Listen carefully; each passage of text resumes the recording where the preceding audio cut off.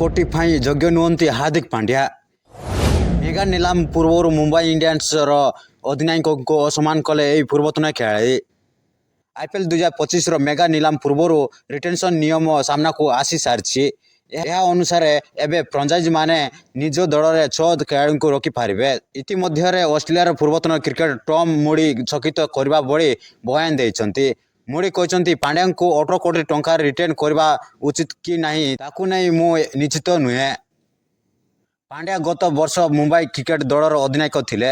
ଗଣମାଧ୍ୟମ ରିପୋର୍ଟ ଅନୁଯାୟୀ 18 କୋଟି ଟଙ୍କାର 2 ଖେଳାଳି, 14 କୋଟି ଟଙ୍କାରେ 2 ଖେଳାଳି ଏବଂ 11 କୋଟି ଲେଖାଏଁ ଖର୍ଚ୍ଚ କରି 2 ଖେଳାଳି ରିଟେନ୍ କରାଯାଇପାରିବ। ପ୍ରସଙ୍ଗରେ ଟମ୍ ମୁଡି କହିଛନ୍ତି, ଗତ ସିଜନରେ ଯାହା କିଛି ଘଟିଛି ତାକୁ ଦେଖିଲେ ରୋହିତଙ୍କୁ ନେଇ କିଛି କୁହାଯାଇପାରିବ ନାହିଁ। ମୋତେ ଲାଗୁଛି ବୁମ୍ରା ଓ ସୂର୍ଯ୍ୟକୁମାର ୟାଦବଙ୍କୁ 18 କୋଟି ଟଙ୍କାରେ ରିଟେନ୍ କରାଯିବା ଉଚିତ। ଏହି ତାଲିକାରେ ପାଣ୍ଡ୍ୟାଙ୍କ ନାଁ ସାମିଲ ଥିବ। ମୁଡି କହିଛନ୍ତି, ପାଣ୍ଡ୍ୟାଙ୍କୁ 18 କୋଟି ଟଙ୍କା ମିଳିପାରେ। ବ୍ୟତୀତ ତାଙ୍କ ଫିଟନେସ୍ ଉପରେ ମଧ୍ୟ ସଭିଙ୍କ ନଜର ରହିବ। କିନ୍ତୁ ଆପଣଙ୍କୁ କ'ଣ ଲାଗୁଛି ପାଣ୍ଡ୍ୟାଙ୍କୁ 18 କୋଟି ଟଙ୍କା ମିଳିବା ଉଚିତ? ଏତେ କୋଟି ଟଙ୍କା ଖର୍ଚ୍ଚ କଲେ ଜଣେ ଭଲ ମ୍ୟାଚ୍ ବିଜେତା ଖେଳାଳି କିଣାଯାଇପାରିବ। ସୂଚନାଯୋଗ୍ୟ ଯେ ମୁମ୍ବାଇ ଇଣ୍ଡିଆନ୍ସ IPL 2024 ଠିକ୍ ପୂର୍ବରୁ ରୋହିତ ଶର୍ମାଙ୍କୁ ଅଧିନାୟକ ପଦରୁ ହଟାଯାଇଥିଲା। ତାଙ୍କ ସ୍ଥାନରେ ହାର୍ଦ୍ଦିକ ପାଣ୍ଡ୍ୟାଙ୍କୁ ନେତୃତ୍ୱ ଦାୟିତ୍ୱ ଦିଆଯାଇଥିଲା।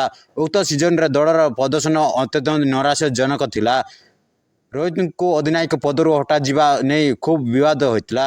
ଏବେ ରୋହିତ ଶର୍ମା ମୁମ୍ବାଇ ଦଳର ରହିବେ କି ନାହିଁ ସ୍ପଷ୍ଟ ହୋଇନାହିଁ।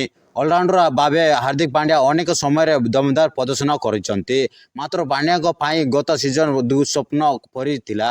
ତାଙ୍କ ନେତୃତ୍ୱରେ ମୁମ୍ବାଇର ପ୍ରଦର୍ଶନ ଶୋଚନୀୟ ଥିଲା। ପାଣ୍ଡ୍ୟା ଏପର୍ଯ୍ୟନ୍ତ IPLରେ 137 ମ୍ୟାଚ୍ ଖେଳି 2525 ରନ୍ କରିଛନ୍ତି। ଏଥିରେ 10 ଅର୍ଦ୍ଧଶତକ ସାମିଲ ରହିଛି। ପ୍ରଭାବଶାଳୀ ପ୍ରଦର୍ଶନ କରି 64 ୱିକେଟ୍ ଅକ୍ତିଆର କରିଛନ୍ତି। ଖବରଟି ଯଦି ଭଲ ଲାଗିଲେ ଲାଇକ୍ କରନ୍ତୁ। ତେବେ ହାର୍ଦ୍ଦିକ ପାଣ୍ଡ୍ୟା କେଉଁ ଟିମ୍ରେ ଖେଳିବ ତାହା କମେଣ୍ଟରେ ଲେଖି ଜଣାଇବେ ଏବଂ ଚ୍ୟାନେଲଟିକୁ ଯଦି ପ୍ରଥମ ଥର ଆସିଥିବେ ତେବେ ସବସ୍କ୍ରାଇବ୍ କରିବାକୁ ଜମା ଭୁଲନ୍ତୁ ନାହିଁ। Bureau report, M Kodsa TV।